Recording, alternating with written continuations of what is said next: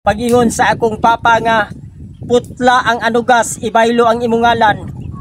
Ikaw si Pupoy, ako si anugas putla, bisan pagpanitan, bisan pag iana-ana nimo ang lawas anugas sa imong lawas kay gibalina nimo ang pangalan, no? Tested and proven kay ako na nang natistingan. Oh, dili basta-basta, dili na wala nay katul mahitabo. Oh, ana ra mga guys. Ayan. Mga guys, salamat kayo sa mga bagong supporters sa mga karaan, mga nag-support na ko mga guys. Salamat kayo sa inyong pag-support, no. Ako mga guys, nag-antipara ko karon kay ngano na igo ko sa welding, kay ngano nana sa imo comment nga si Richard Gomez subog ko, no. Dili totally, no, kay ngano akong mata ni pula tungo sa welding, no, kay nag-welding ko gahapon pa hangtod karon wa pamulian. Mga guys, awareness sa tanang mga hoy sa lasang, no.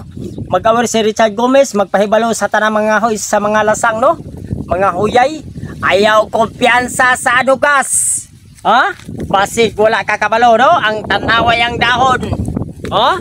Nangahoy ka pataka lang kag putol mga guys. Ha? Mo sangko sa katol imong lawas. Pag humani mo putol imo siyang pasanon labi nagpanitan. Ang tanan lawas mo hubag-hubag bisag mo adto ka sa utuli ka maayo. No? Mga guys, no?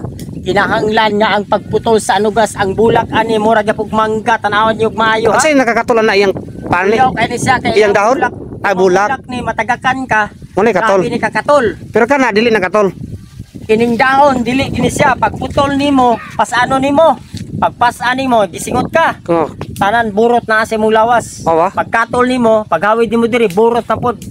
Oh, so unsa nga ibuhaton? Kabalo ba ka mga guys? Dili ma-explain sa science mga guys ang anugas. Kay nganong dili ma-explain? Kay daghang kay mga tao nga di mo tuo sa istorya sa mga karaanan. Pero ako nakasuway na ko mga guys, no? Nga halos magpa-hospital ko.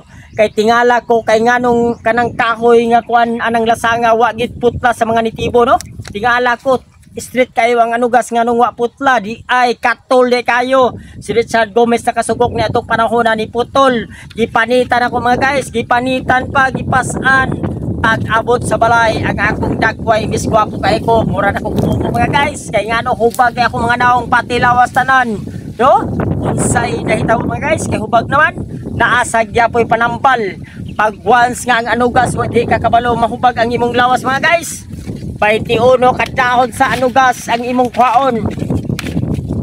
Ang 21 kadahon mga guys, maghaling ka. Pagkakalayo sa 21 kadahon, ibutang nimo siya mga guys. Butangan nimo sagbot nga laing klase nga sagbot, bisag unsa nga klase nga sagbot, basta green lang.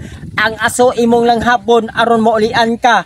Pero moingon kang moadto ka sa doktor, musamot pa ang imong katol-katol, no? Unsaon pagputol sa anugas mga guys? Bayluha ang ngalan nimo og ngalan sa anugas, no? Mutuo kag sa dili tested and proven hibaw-an na nako sa tanan katawhan og nahimo na nako, no?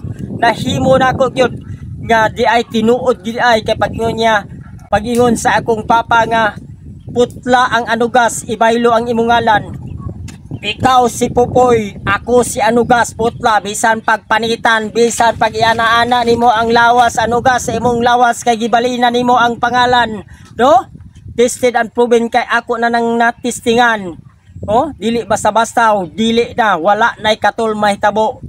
Oh, ana ra mga guys. Ayaw kumpiyansa sa anugas kung mamutulos ka sa kalasangan. Ana ra, ikaw si Pupoy, ako si anugas, no?